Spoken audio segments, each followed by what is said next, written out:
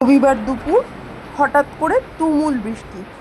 বেশ রোদ ঝলমল দিন ছিল, হঠাৎ করে মেঘলা দিন বৃষ্টিমুখর দিনে পরিণত হয়ে গেল। আর এই বৃষ্টি না আমার ভীষণ বিরক্ত লাগে।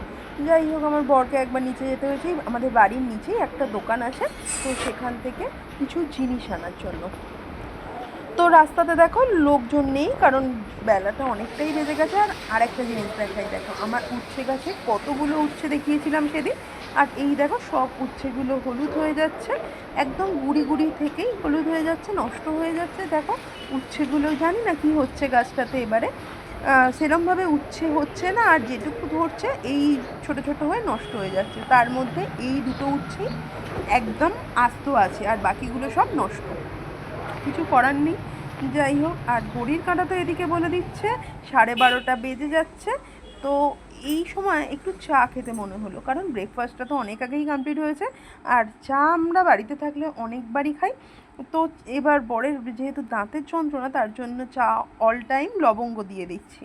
তো সেই জন্য এতে লবঙ্গও ফেলে দিলাম। তারপর চা তো রেডি মুখের কাছে। আর যাই হোক, আজকে দুর্দান্ত ব্যাপার হয়েছে, আমার বর এনেছে আজকে বিরিয়ানি, আর তার সাথে তো আমার পছন্দের লেগ পিস। চলো, দুপুরের খাওয়াটা তো জমজমাটি হলো, আবার পরে দেখি রাতে কি করা যায়।